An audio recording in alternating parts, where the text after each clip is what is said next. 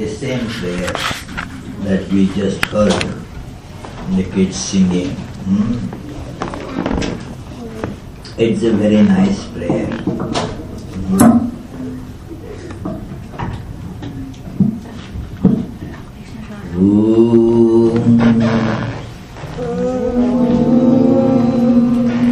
Asato ma sadgamaya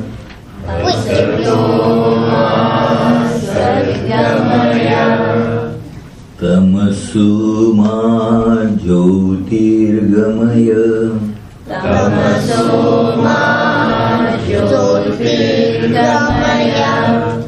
Mrityormam amritam gamaya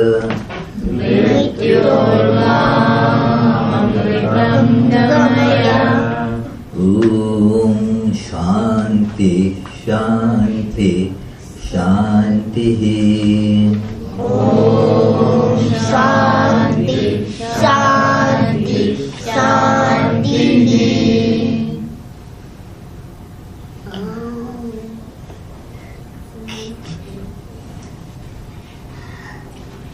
This is, some people may think why this topic is being discussed in Vedanta class, that why do we love sports? Of course, in this it is taken for granted that we love sports.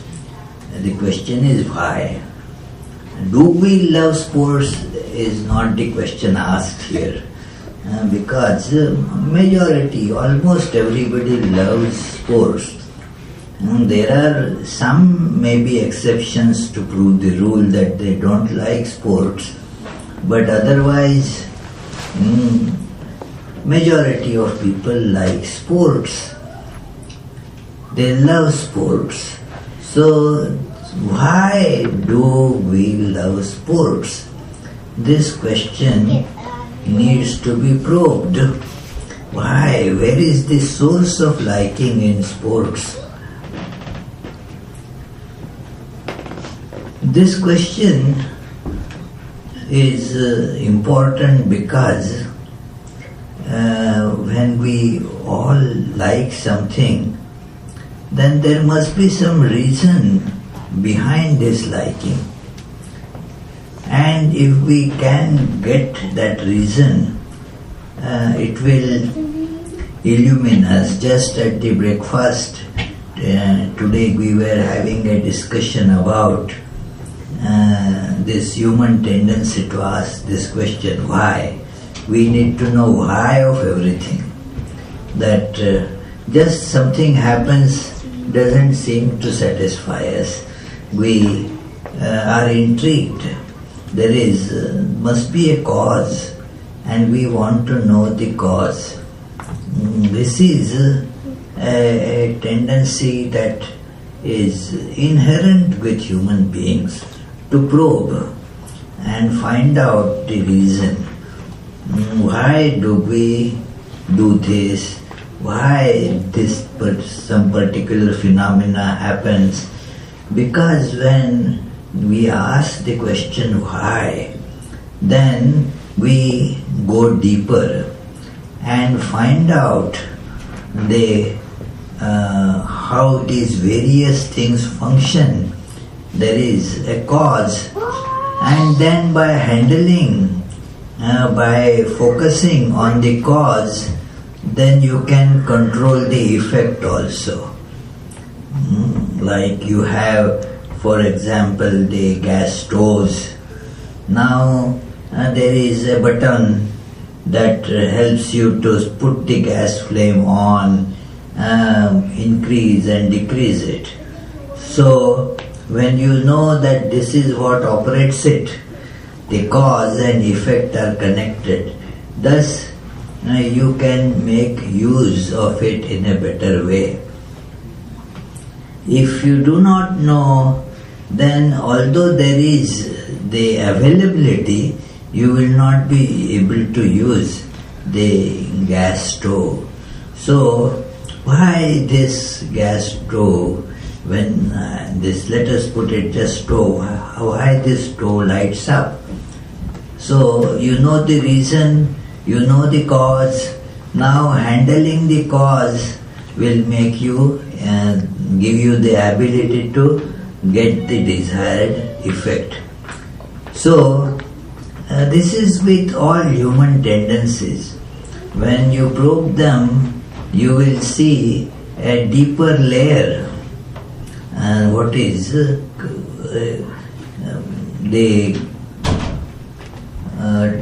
you get the tool by which you can handle then the effects in an effective way, so that they become helpful in your life to you. That is how every tendency that we get can be traced back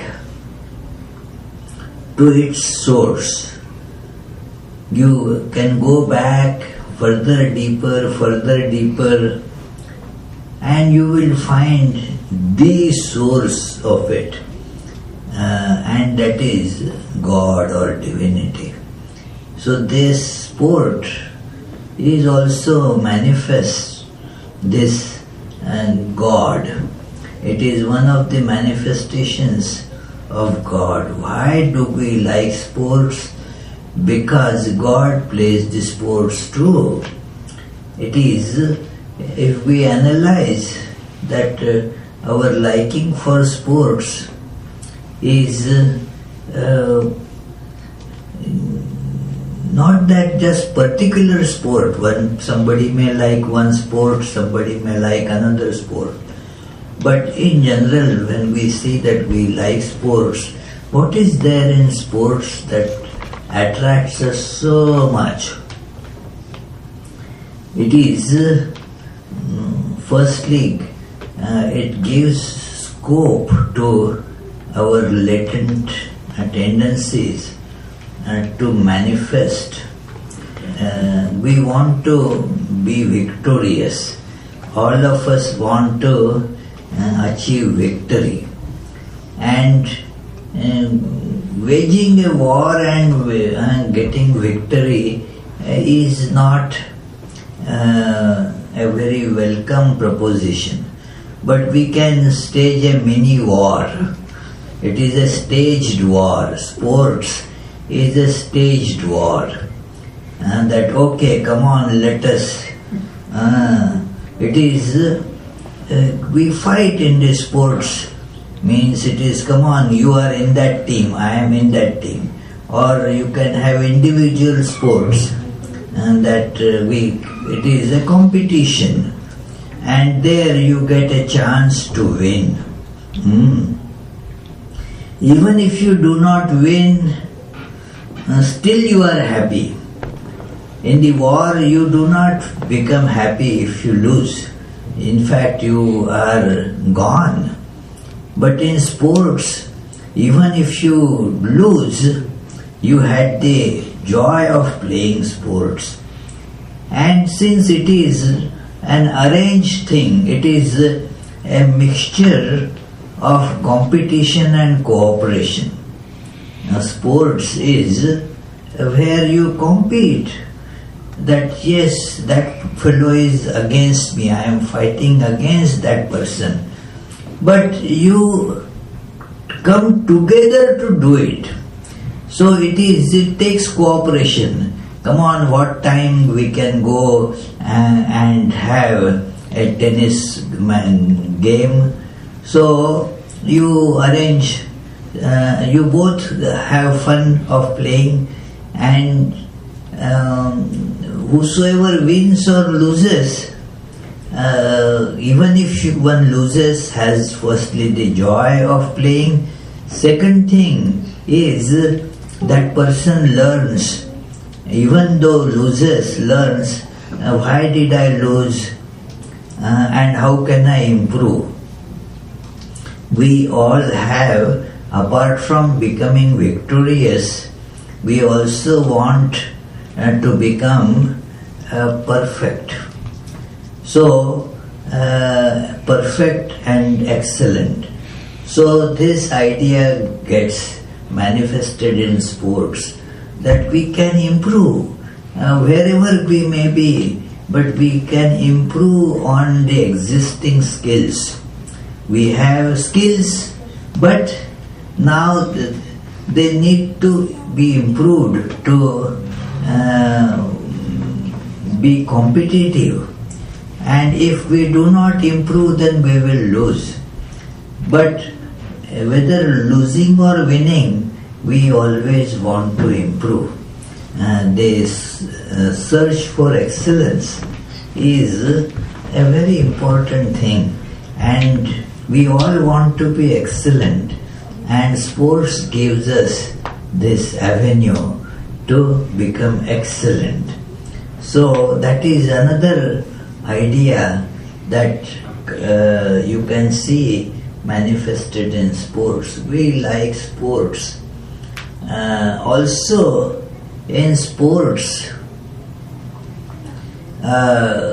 you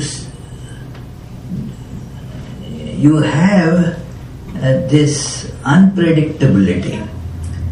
That is why the sports are a reflection of this world. In this world, things are not predictable at all. Your predictions can go haywire. It is, and so in sports, you never know who is going to win, who is going to lose. So it is, if it is a foregone conclusion that this person is going to win, then there is no fun of playing. It is the uncertainty that brings the fun element, that we don't know who is going to win.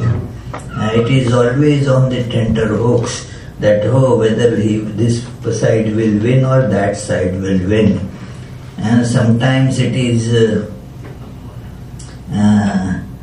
you predict that, people analyze and predict that this side is going to win. And there was the Super Bowl. Vittal, who played Super Bowl this time? Falcons and Patriots. Falcons and Patriots. And what happened? In the first half, the Falcons were so good. They got an interception and a touchdown, and then a bunch of other touchdowns. And they were so awesome, and no one thought that the Patriots could win. But in the next half, the Patriots tied the score, and then in overtime, the Patriots won. Hey, wow! So it is so unpredictable. This Super Bowl was one of the examples that actually it is. I read the news that after the first half, because Patriots were now sure to lose. So the score line read like 28-1, and so somebody put $1 million, and they put $1 more million on Falcons will be winning. Now when the result came, see, the fellow lost all $1 million. It is. Even the year before that, there was this other team that had not lost. They had lost only one game in the whole year and still lost. Still lost in the Super Bowls. So it is. Predictability is not there in sports. That is the fun part of it. If things are predictable, then there is no fun. If you keep on predicting, but since the predictions become fun only because there is no certainty about it. That is what happens in sports. The scope for excellence, practicing excellence.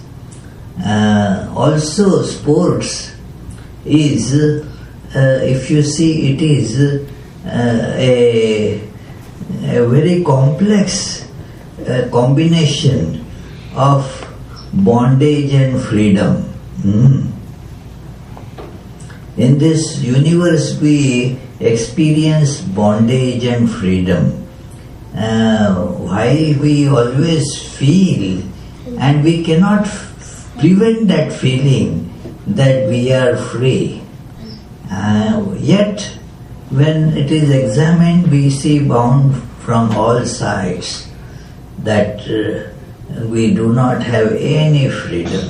We are under the clutches of nature. I don't want to become old. Do I have that freedom? We all have to become old. And that is why there is, in English language, there is no young person. All are old. And the question is, how old are you? That is the question that is asked. How old are you? You may be 2-year-old. But you are I am 2 years old. So it is, you cannot prevent. Although you want not to become old, we don't have freedom to do that. And we are forced against our wishes to become old. And yet there is this feeling that I am free. That is a big question that is before us. And Vedanta tackles this question head on. That where is the freedom? We all want to be free. Means we have an inkling of freedom. And yet everything that we see, there is bondage.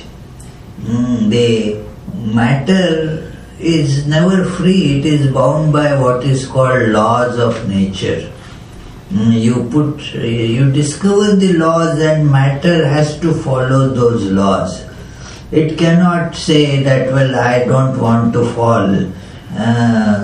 It is bound by the laws of gravity. It is bondage. You have to succumb to that bondage. So where is the freedom? You have to search, where is this freedom? We want freedom. Where is it?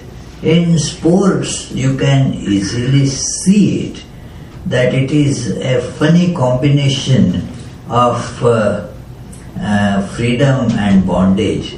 When you get into sports, on the one hand you have a freedom to manifest your prowess, your skills, and you have that freedom.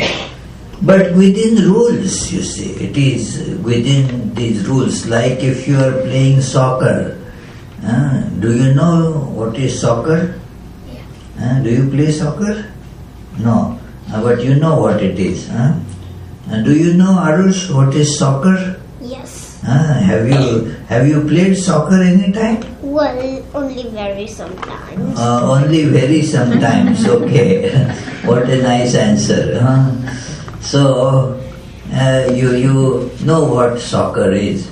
Now, soccer, there are the goal posts, yeah. And then you have to kick the ball in the goal by your foot. You cannot hold it by hand and throw it there. That will be a penalty. Correct? You know soccer very well. Good. That will be a penalty. If you hold the ball by hand and push it into goal.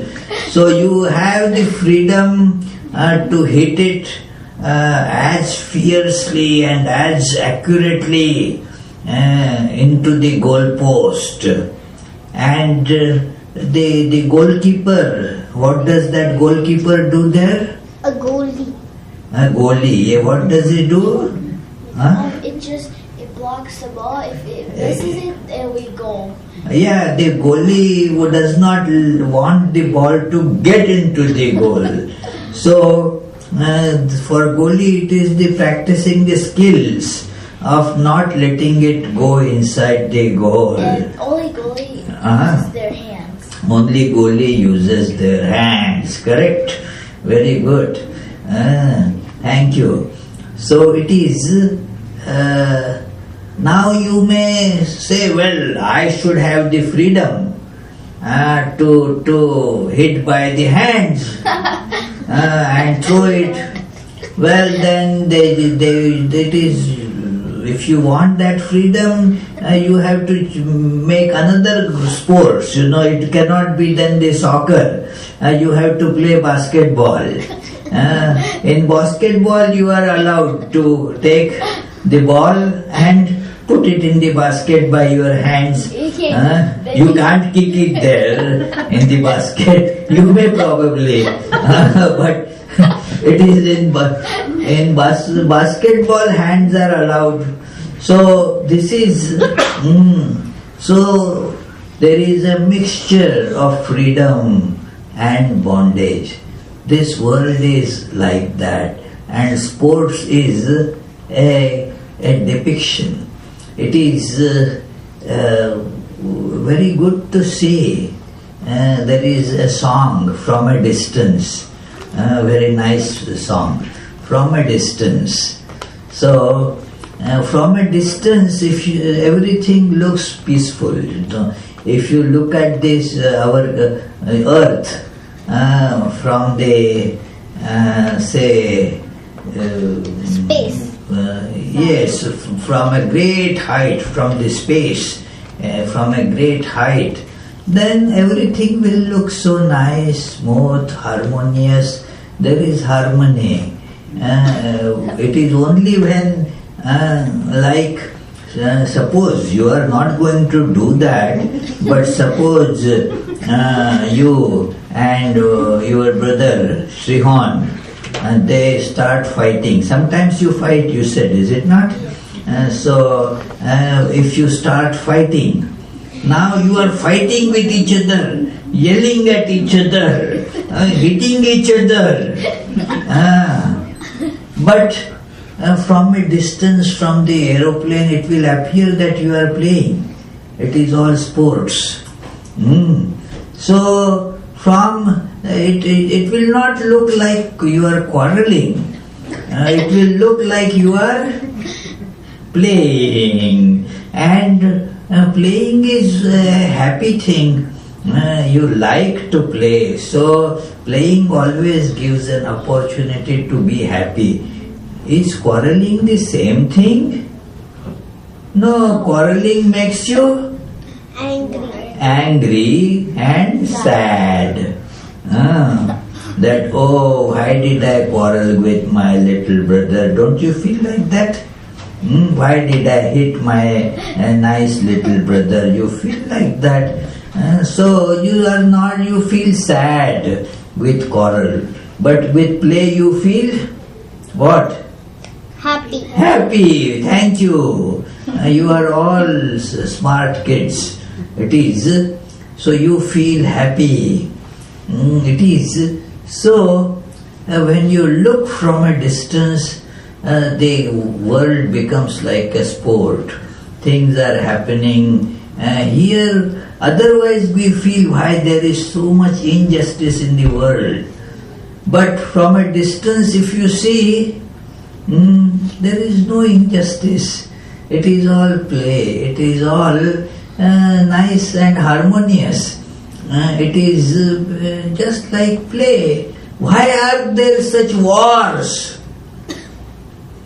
From a distance, there are no wars. They are just plays. It is. You may be using these guns and aeroplanes and all that, and many things are getting destroyed. But in the big scheme of the things, it is all fun. It is those, and I admire them, the pacifists, that there should be no war. Wars must be stopped. There should be peace. It is certainly a very noble feeling. And one lady, she could not come for these lectures. She is from Pittsburgh, and she had come and stayed in Providence, but she had to go. She wanted to come for this retreat, but she had to go to Paris. So, but she was so sad when she heard some Vedanta lectures, Jnana Yoga, that the world is all mixture of good and evil. Here the evil is supported by the good and the good is matched by the evil. It is the two sides of the same coin. There is no such thing like peaceful world. So she got a big blow. Swami, honestly, do you feel that there is no hope of peace in this world? Maybe in future, isn't it, that all people, by practicing these noble ideas, they all will become peaceful and the wars will get eliminated. And there is basically no such possibility. I had to be true to my convictions, although I did not want to break her heart. So I put it in the mildest possible words that I could think of. But here there is no stopping of wars. From the historical perspective, if you see, even in the olden times, we sometimes tend to praise the old good days.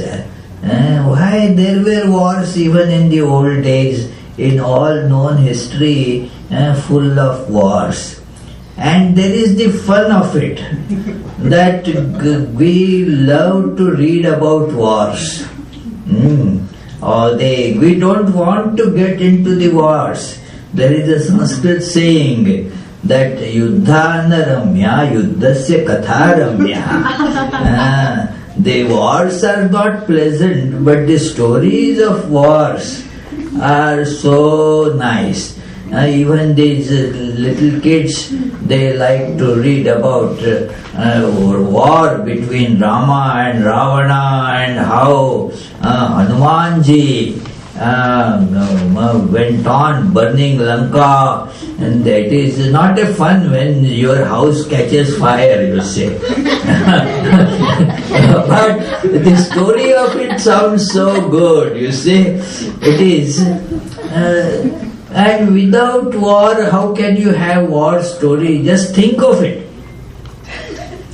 War is not nice.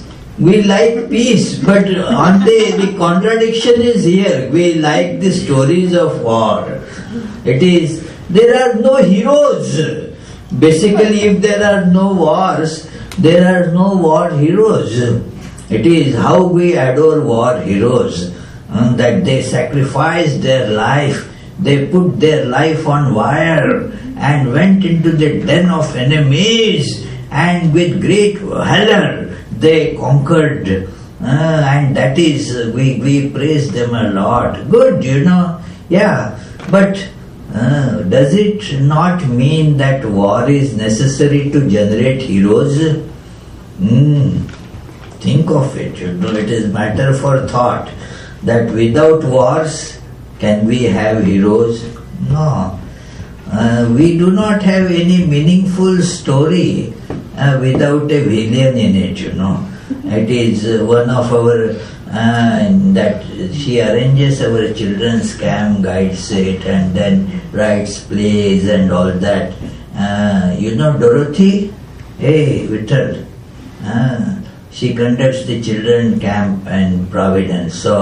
And she is a professor and very much involved in writing the plays and staging them. And she liked the story of Ganesha. Then she said, I want to write a play about Ganesha. I said, very good, go ahead. Then she came with somewhat saddened face.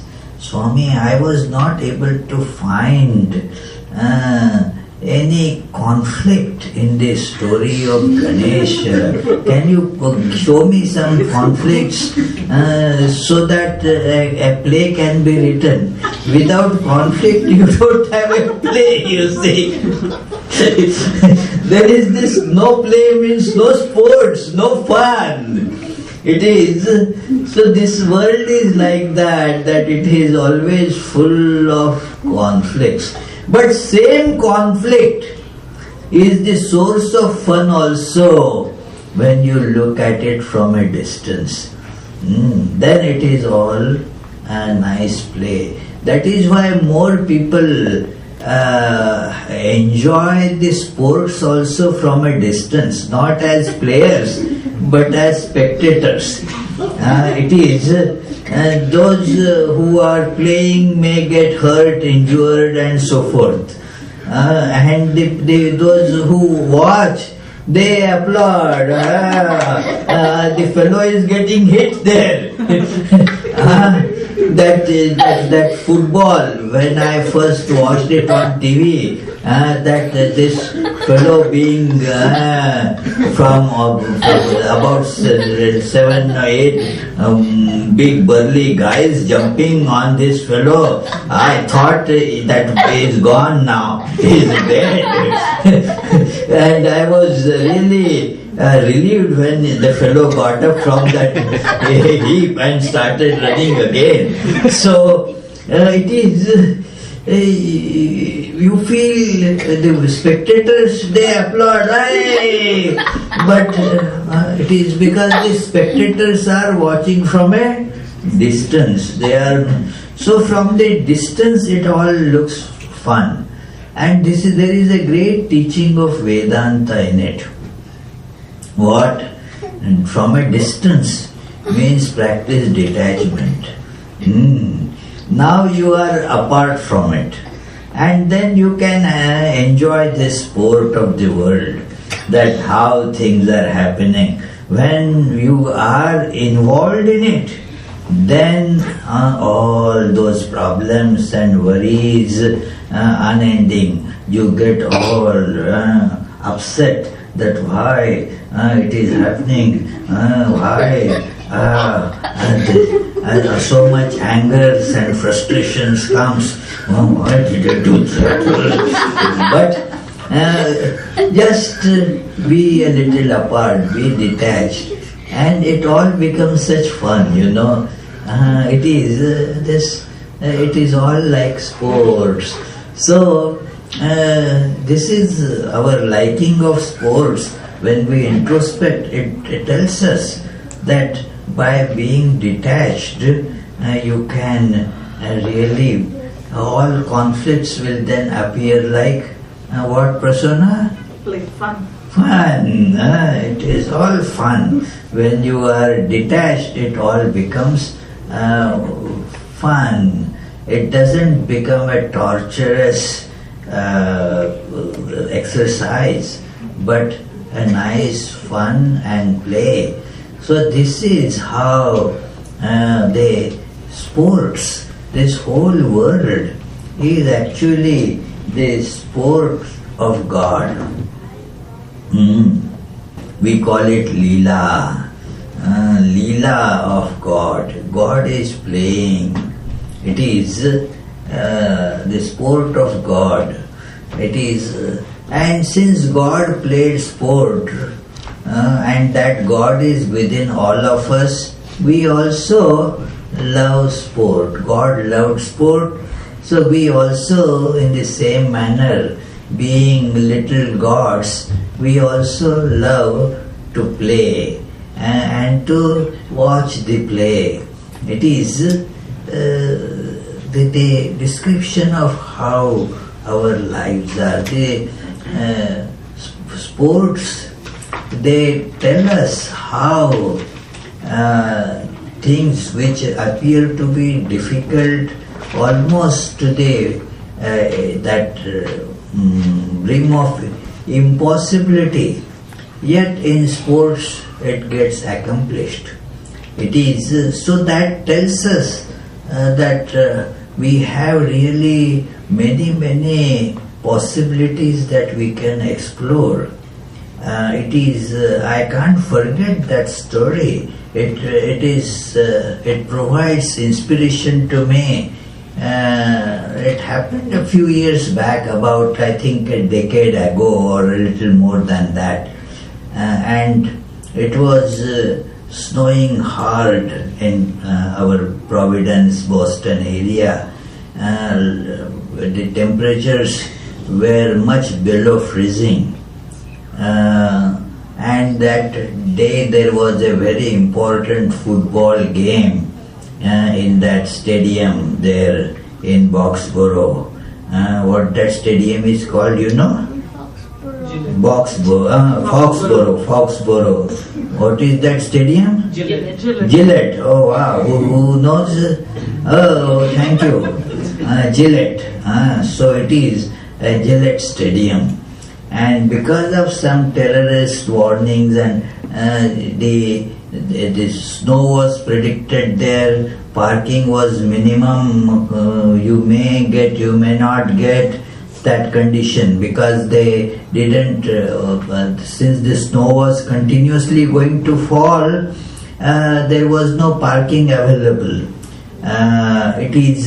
And umbrellas were not allowed, because why? Some weapons or something could be hidden in that, so the umbrellas were not allowed. That was this situation. And the game was not cancelled, because football can be played in any, most of the very difficult atmospheric conditions also. A baseball game would get cancelled. A little rain and that game gets cancelled. But football, even in this extreme weather, the game was to go on. And then this gave the media to interview the fans, that they were interviewing, are you planning to go to see? Of course, I have to support my team. I am going to go. Don't you know the weather reports? Look at these conditions. Well, I am going to go. It doesn't matter. And you see, unbelievable. In spite of all such things, the stadium was full. Everybody went. And I started asking questions to myself. See how much what love can do. You love that sports, so you took up so much pains to do it. That person, if he is told that why don't you come for meditation? Swami, I really love to do to come and meditate, very nice. But look at this weather, I don't want to take the risk of driving in this weather. But where your love really is, you are ready to take all risk for it.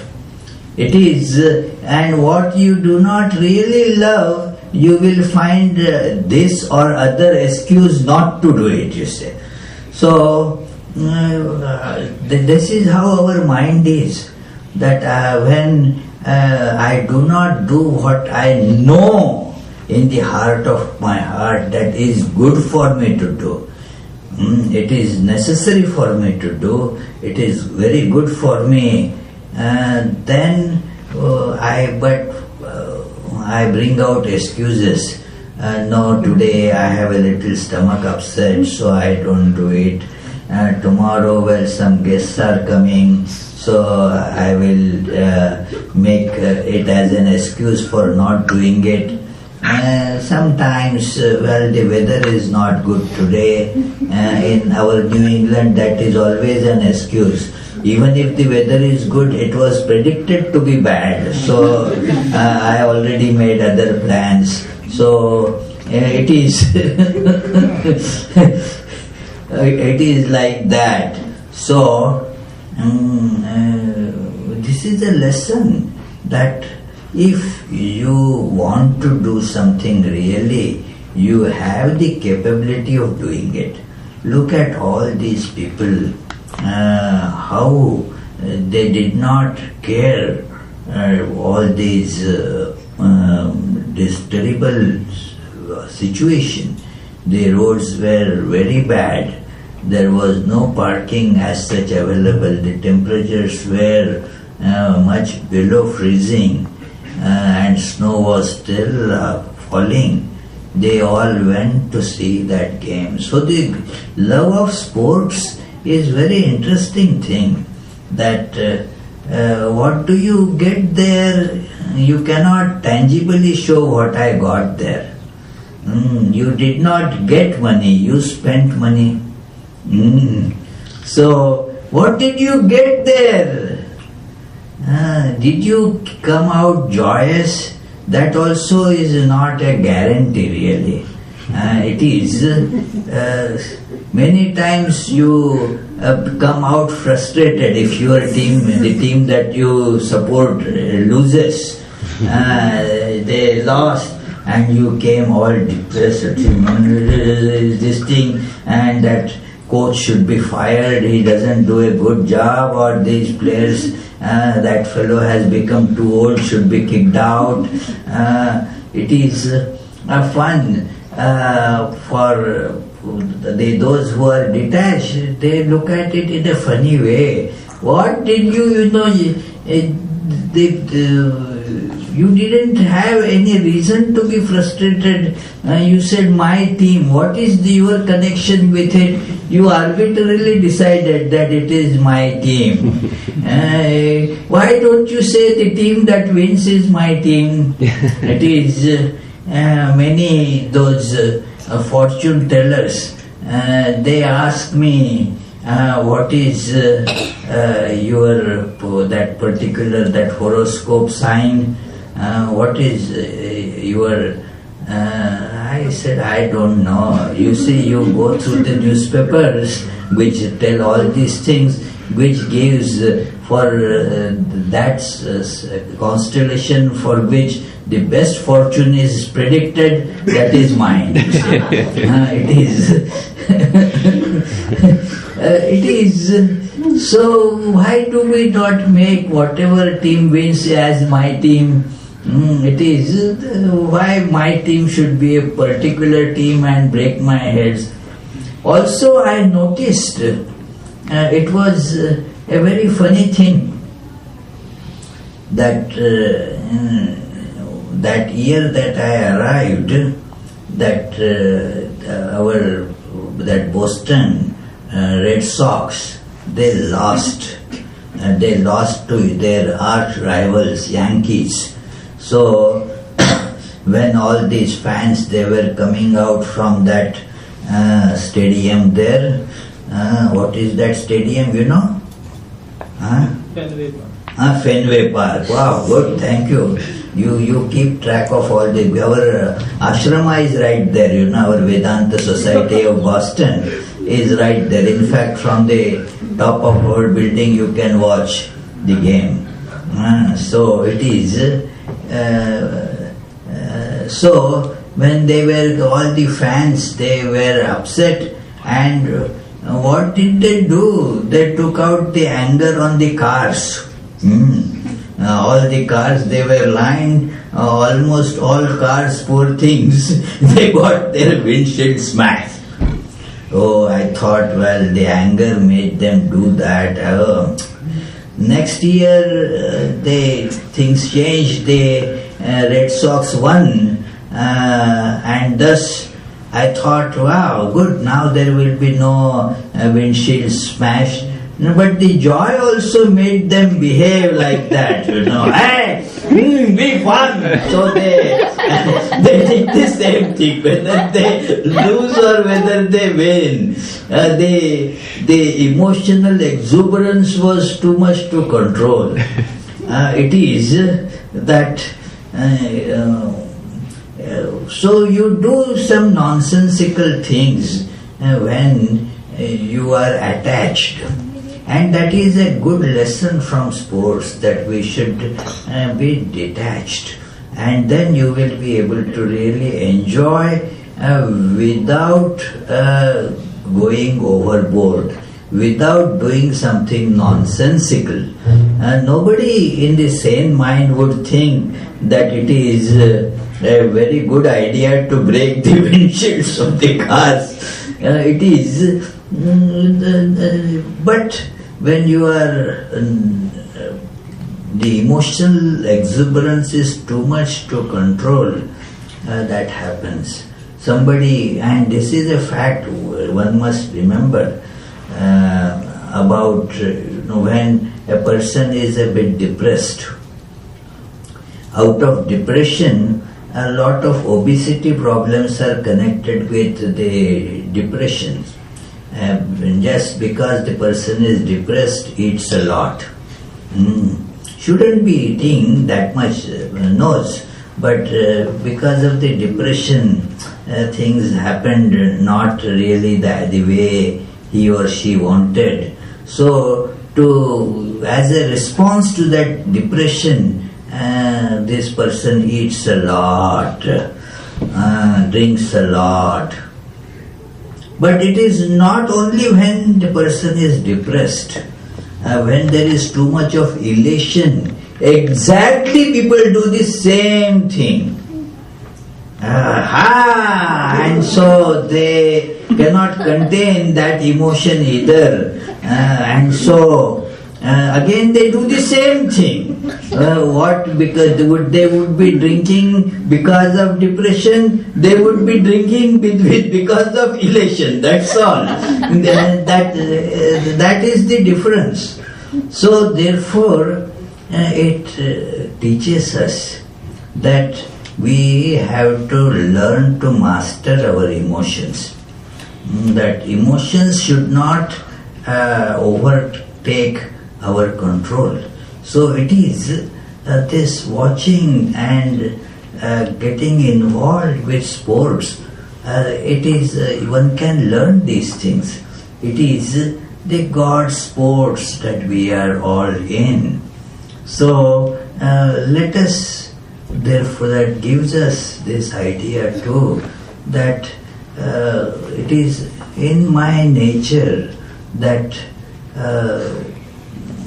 I love my divinity, my true nature, which has this ingrained idea of sports, ingrained idea of freedom.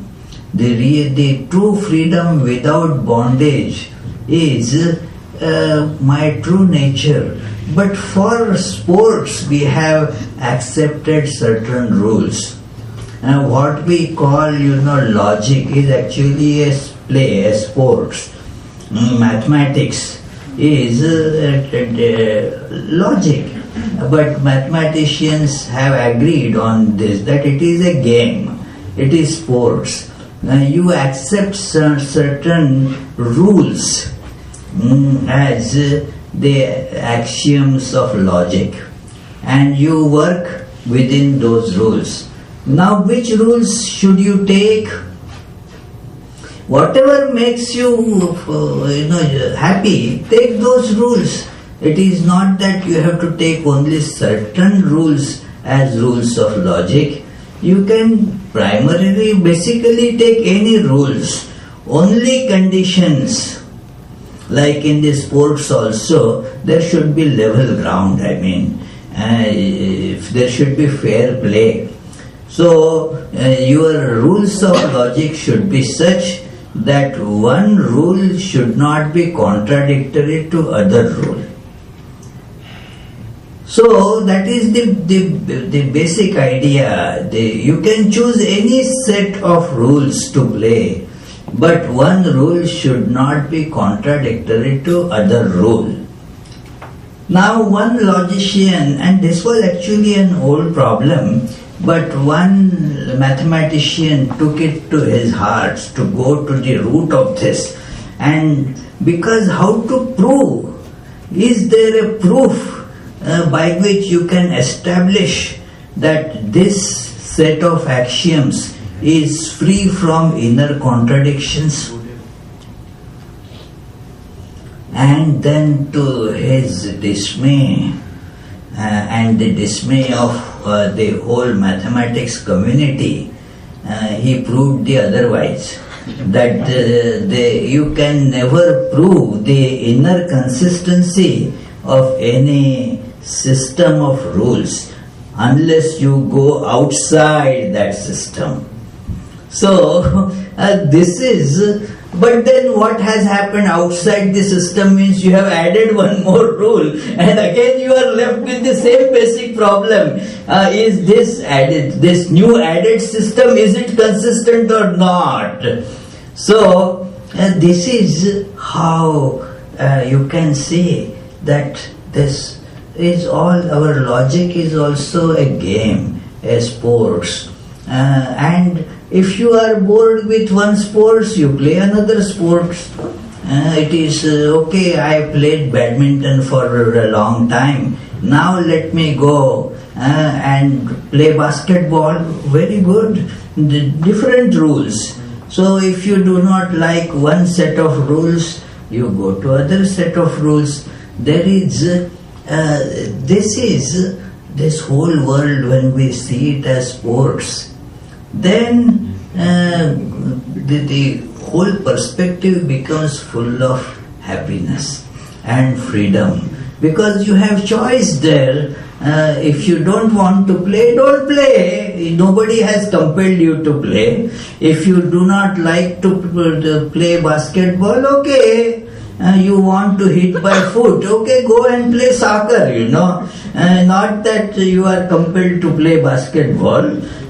You don't like that to play with hands, you like to play with foot, okay, go there. So there is this freedom. So this whole idea of sports, it teaches us that how to go towards our inner true nature, where all these contradictions and conflicts, they become a matter of joy. That one explanation of this world comes in the Upanishads, that why this whole universe was created by God. Now this problem is not with the sages, because sages see that there is nothing created actually. God alone is. There is not that this was made and this was made, and God alone is. But now these sages have to teach to people like us who are seeing and convinced of the reality of this world. This world is. So you have to show a process from which the one became many. You have to show a process. Where there is no process, you have to invent a process. It is like explaining the children, like little kids.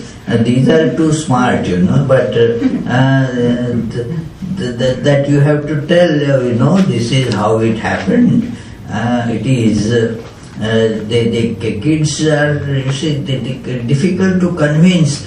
It is, parents have to always find out new arguments. It is one little child asked, Mom, who made me? How did I come about? And then the mom told, well, you came from God. And but the other day, Dad was telling that we all came from monkeys. Now the mom is at a loss what to tell. So mom, but found out the, a good, nice answer. Oh, Dad was talking about his side of the family.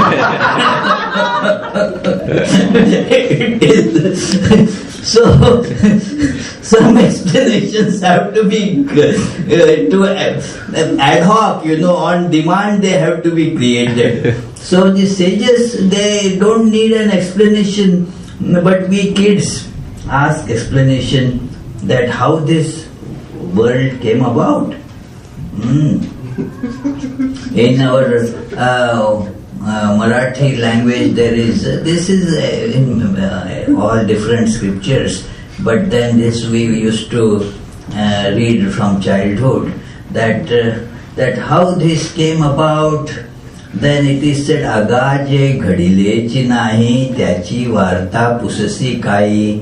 That which never happened. How are you asking how did it happen? It is that So, but then since we are seeing it, some stories have to be constructed to bring explanation to us.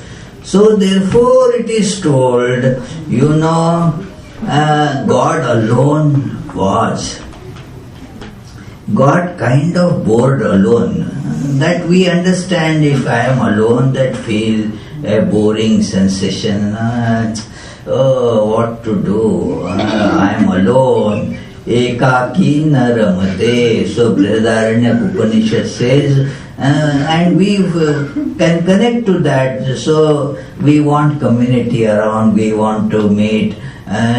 It is a very funny, contradictory this phenomena that I was talking about it sometime, and I think yesterday or day before yesterday, this inherent conflict of wanting to be alone. We say, leave me alone. You go to some place where I will be just away from this. What is that novel? Far from the maddening crowd. Let me run away somewhere. We do get this idea, I can't forget that story that in Shillong one lady used to come to me, always having this so many problems. Swami, I want to be a sannyasi. Enough. I will go away to Banaras now. She was never going to go, but would always say, oh, enough. And her husband had come just a little while ago. Means her time she used to be a school teacher, so she would come after the school. And her husband was not an everyday visitor, but that day he had come and he said, well, I am now starting another business. And then he had not broken this news to his wife. So the wife was the school teacher, so after the school she came. And I didn't know that, so I told her, so you are starting, your husband said you are starting a new business. Business? Again? I am going to go to Benares. Leave me alone. Leave me alone. Leave me alone. And now this leave me alone doesn't last too long. After 5 minutes you start looking for company. That it is, we organize that retreats, that it is where you will be staying there and just meditating, meditation retreat. You are not allowed to talk at all for that 2-3 days. No internet connection, and no phones, neither smart nor dumb, no kind of phone. So it is, and stay there. So it is so difficult for many people because that on the one hand we like to be alone, yet we feel the need to get connected. That is also, we see God also found it very boring to be just alone. So out of that the universe got made, because he was not happy alone. So therefore he said, Eko ham bahusyama, I am alone, let me become many. So out of himself or herself, God has no gender as such, it is. So all this came about. So, and God has pervaded in all this, because all got made from himself. So there was no other material that God needed, no Home Depot there to order material for making the world. So God became all this, and yet remained apart from it too. So that is so this was the sport of God, play. So God loved sport, And since we are like gods, we are made in the image of God. If you take the biblical version, the idea is same, given this language that we are made in the image of God. So therefore we also love sports, just as God loves sports, we too love sports, and this can impress upon us this truth that we are essentially divine, and therefore we are free, ever free. This creation is not a bondage, it is just a play that we can quit any time. So there is a beautiful poem of Swami Vivekananda, "My play is done." It is. So we can any time say, "My play is done." It is, "I am free." That is another poem of Vivekananda. "I am free, ever free. There wasn't any bondage for me. Bondage, I just took this seeming bondage for sports. Really, I never got into any bondage." So let us repeat this idea to ourselves. I am free, I am ever free. Thank you, friends. These 3 days I had been really very happy in discussing all these ennobling ideas with all of you, and feel immensely benefited by repeatedly emphasizing those on my minds. And if you got some benefit out of it, of course that is secondary. Basically it was I am a very selfish person, so I do it for my own interest, and thank you for becoming an instrument in that.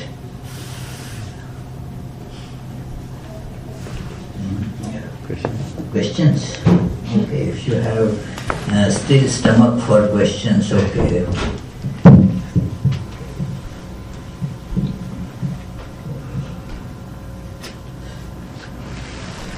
You have a question? Oh, Shrikant, he is from Providence, so he could... No one is asking questions. Because no one is asking, you know. Huh? He said he had a question. Oh, okay. Somebody else pointed out, so it was not like she might. Ramesh Pranam, sorry we were late, so I don't know if you already talked about this, but I have a very generic question, and it's to do with people like me who are living regular householder lives, immersed in samsara, who are looking for guidance and a guru, and the question becomes twofold. One is Diksha important? Is it required? Part two, how do we know who is the right person to give us Diksha? And when do we recognize that person is here and we need to take the next step? So sometimes it is said that if you are yearning enough, the Guru will seek you out. But for people like me, the question is, am I yearning enough or not? And those of us who are caught up in householder's life may be the ones who actually need this more, and we may be not able to take the full step towards the Guru. So it's a little bit along that. It's kind of... Yes, so it is your question. Actually, although you have put it as one question, it has... you can break it for understanding as many questions. First, is Diksha necessary or not necessary? Depends, you know. It is, first you need to feel the need for it. If you feel the need for it, then it is necessary for you. If you don't feel the need for it, you won't feel that necessity of it. It is necessary and not necessary. it is when one feels the need that yes, I should get education. Can I get education on my own, or I need to go to school? And if the answer is yes, I need to go to school, and that is Diksha, you taking admission to a particular school. So that is a Diksha. That how can one learn on one's own? Even the most ordinary kind of simple subjects need you to go to school. So here as well, you need an admission to school. This admission to school is Diksha. That without getting admitted into the school, you won't be given those classes. To get the benefit of the school, you get admission, and whether the Guru is right or not right, how am I to judge? A very difficult question, because we always judge from our standpoints. We have some idea about the ideals, and if the Guru somehow fits into that, if a person fits into that, we think is the right person. If the person doesn't fit into it, we think it is not the right person. I know some, and it is very sad. I can identify, sympathize at least with that person, because I had also a similar mentality. A gentleman, otherwise liked Sri Ramakrishna's philosophy, his life immensely. But he read that Sri Ramakrishna was eating fish, and he was kind of a fanatic vegetarian. So decided not to, go to that Sri Ramakrishna and those horrible fish eaters. So it is, so that put him off, because that was his idea of a good person. I also that it is one, and this is a very real example. One gentleman who was such a wonderful devotee, he sacrificed a lot of his earnings to spread the message of Sri Ramakrishna Vivekananda in the city of Nagpur. And he later on donated the land to start Ramakrishna Mutt. But even much before that, he was instrumental in distributing some books and organizing the festivals for Sri Ramakrishna's birthday. I can tell now he is no more, so I can tell his name. Anand Mohan Chaudhary was his name. He had seen Swami Vivekananda, and he wanted at one point to get initiation from Swami Vivekananda. But he was a Brahmin, and Swami Vivekananda is a Kayastha.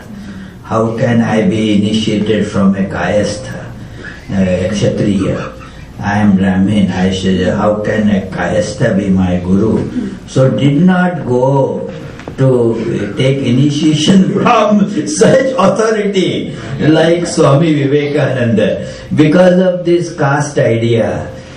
Then he had the idea of, he used to frequent to the ashrama. Swami Brahmananda, saluted him, wow, what a spiritual person. But again, not Brahmin. gone, you know. So it is now a person of this God realization goes beyond all caste, everything.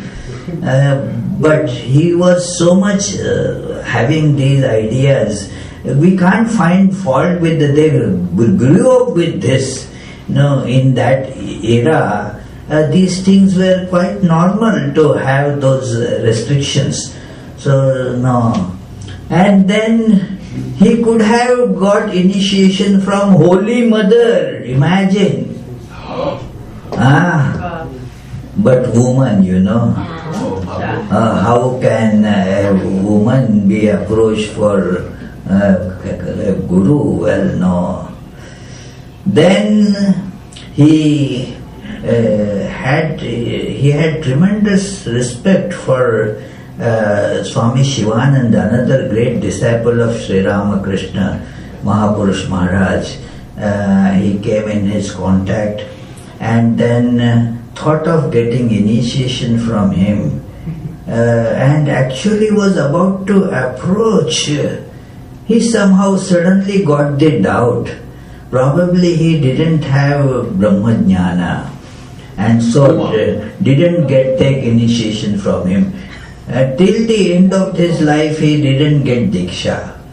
Now what is the problem? Just see that our own these ideas prevent us from seeing what is the essential features of a guru. So what is it? We may form an idea. A person looks like this, laughs like this. I don't like his nose. So therefore we just discard. It is not possible therefore to get the right guru unless we become clear as to what we want. Like you go and get gas in your car, you don't care there whether the gas, that shop owner is a Brahmin or whatever, coming from this country or that country, a man or woman, because your focus is to get gas, and that is it. You may see the price. That too, if you have the flexibility. Day before yesterday, as we were driving, I suddenly noticed that the gas level has gone so down that it is only 15 miles it can go. And in that Pennsylvania region, the gas stations are few and far between. And so at one point there we saw that gas at this exit could be available. So without any hesitation, without second thought, we just went there. And then didn't look at the price tag, didn't care for anything else, just filled the gas. So one has to have that kind of clear understanding. What do I want? So then you can really find the teacher. That this is what Swami Vivekananda mentions. There is such a very useful discussion in Swamiji's Bhakti Yoga about the qualifications of a disciple and qualifications of the guru. And the strange thing is, while he is talking about the qualifications of the guru, he still is talking about the qualifications of the disciple. Now, why so? Because what such a disciple gets is the guru. So it is, he tells of course the disciples that gurus, these things also, the parameters, Shrotriyo, Avrajino, Akamahata. That Shrotriya means he should have an understanding of the essence of the scriptural teachings. Not that he is a scholar who can give a long lecture, not necessarily, but not a bookworm. He mentions that word so many. Not a bookworm, but who has grasped the essence of scriptures. Then there is the other qualification, avrigino. Should not be a devious person. That straightforward. And then akamahata. That this person should not be giving knowledge out of desires for something else. That okay, if I give diksha to this person, then that person will give me a lot of money and such things, So akamahata, that should be shrotriyaha avrajinaha akamahata. So that is, and how can I find out? That is the basic idea. My heart has to be also correspondingly pure. In Florida, now that gentleman had stopped asking that question, he begins to ask but immediately answers that question too. But his answer used to be, Swami, I fully understand all these things that you have told about, that one has to realize the self and that self is divine. Got it. Do you know any person who has actually done that? I don't want to know about the dead people. Any living person, because dead, how can I verify? Tell me a person. I don't need to, just tell me one example who has actually seen this. My counter question was, even if I tell you, how would you know that? Do you have any criterion by which to judge it? If I tell you that, hey, your wife is that person, how will you judge that? Do you have any this? You have to have the proper glasses to see that. It is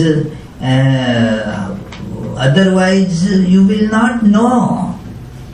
You have to elevate your level so that you will be able to judge those things. Otherwise we will not have it. So therefore that yearning will make these things thing focused. And he didn't first get what I was telling, that even if I tell you, say that person knows it, how you will not be able to know at all. Even if I tell you that yogurt has worms, unless you have that microscope, you will not be able to see it. So the condition is you have to acquire a microscope. Means these qualities are to be inculcated, acquired, and thus what will happen is, then you will be able to see that, well, this is the Guru for me. It is. And you approach the Guru. It is a very important idea that you are approaching that wisdom. Wisdom and its source. And what you take is not really the source but the wisdom.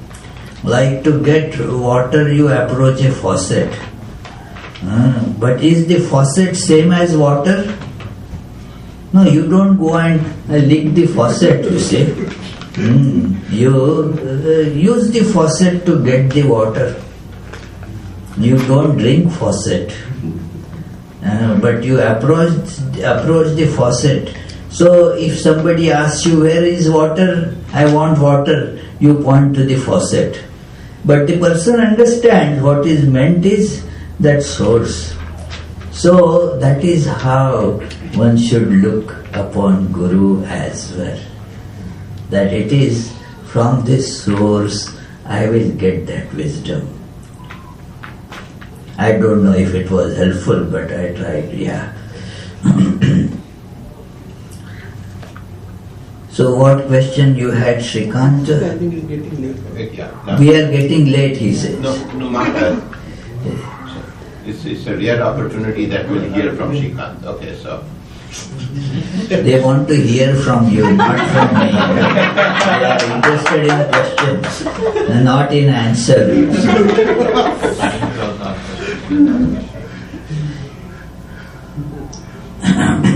From what I understood, you were Turn that on. From what I understood, you are mentioning that it's very fundamental or inherent in our nature to like sports. Is there something that we have to go beyond that, or is it like part of our nature that we have to deal with? Very good question, but I think I elaborated on it. When you know that this is part of our nature, then you see that our nature has all these conflicts inbuilt and resolved. So you see that it is a divine play in you. It is, you see your divine nature by understanding this. So that is why we love sport, and when we know the reason behind this love of sports, we understand our true nature too. Microphone. Yes. Unless the gentleman behind there comes out and says stop, keep on going. No, the gentleman way out there. Yeah, go ahead. Swamiji, what is the role of grace in all this? We talk of all Oh wow! It is difficult to say the exact role of grace. One nice answer about it, a short answer, is that the God, by God's grace we have air, we have the air, but we have to take the trouble of breathing ourselves. It is, the air is not made by us, but when we breathe we get that air. So this is the role of grace. Yes, everything happens by grace. It is, and yet we have to keep on making efforts because of our ego. And this is other way Sri Ramakrishna used to tell is that the breeze of the grace of God is blowing all the time. You have to unfurl your sail to get that grace. So it is always in religious discussion this question does come. There is conflict between self-effort and grace. What is the role of grace? Yes, you look for the Guru, but it is the grace because of which you get it. It is in our language, you can see too, that you say that, I will be traveling to Pittsburgh, so you travel to Pittsburgh, but you didn't make the Pittsburgh, it is there, you see. The Pittsburgh is there by grace of God, but you are just traveling towards it. So it is, everything is the grace of God, and even our making efforts happens due to grace of God. But it is, the ego does not allow us to experience this. So we keep on making self-efforts. By self-efforts, what happens is this ego gets tired. removed, a graduate gets killed, and thus the grace is seen. It is a very beautiful idea expressed in Sri Ramakrishna's other parable, that it is the bird was on the ship, on the mast of the ship, and when the bird was asleep, at night the ship sailed, and by morning it was already in the deep sea, and the bird wanted to go back to the shore, and it flew in this direction, that direction, in all directions it tried its best, and then found shore nowhere. So now the ego got tired, the wings are all tired, so it peacefully sat on the mast again. So unless we tire this ego, it won't retire, you see. So that's just a little pun, but yeah, it is. Otherwise, it will keep on bringing its food. That I can do it. Okay, you do it then. It is. You can do it. Please do. Go ahead. Do it. It is. So that is the idea of having ego. So. Everything is done by the grace of God, but God gives us this feeling too that you did it. It is, you did it. And when we realize who did it, we see, oh, it was all God who was doing it.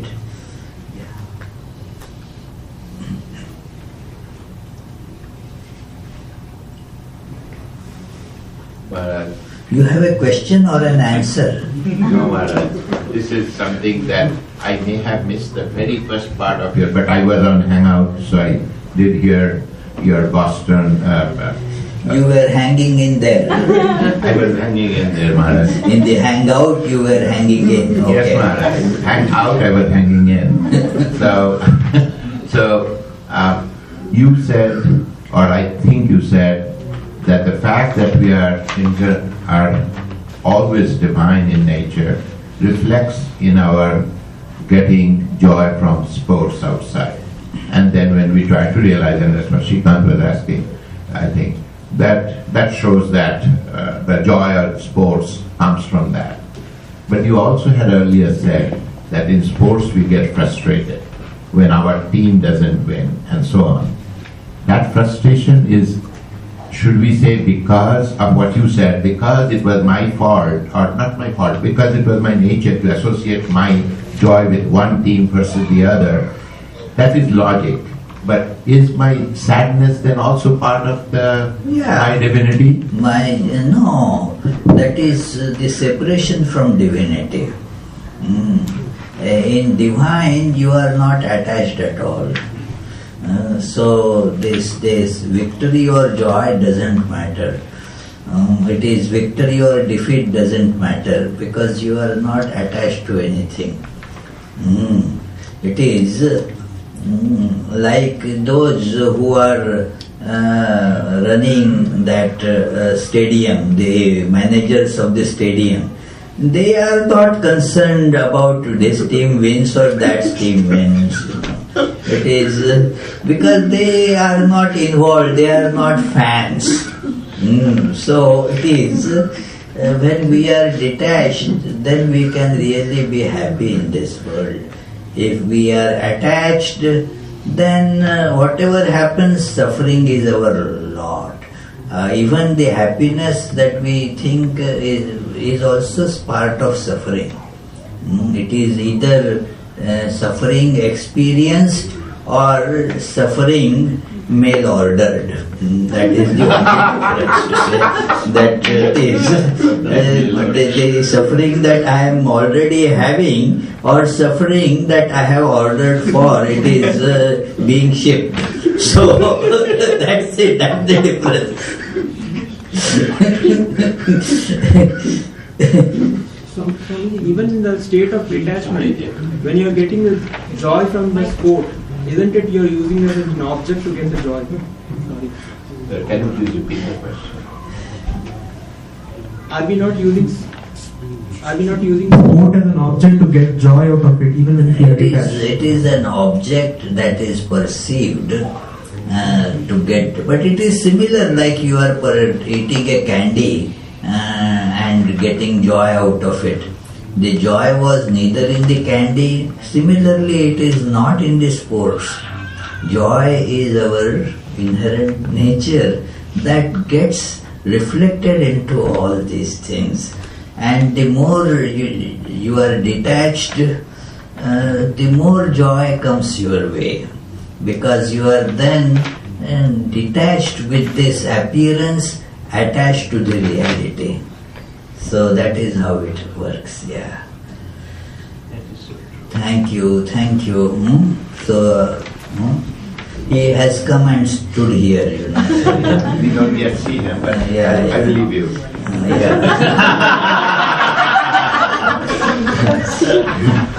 And I didn't beckon him to come.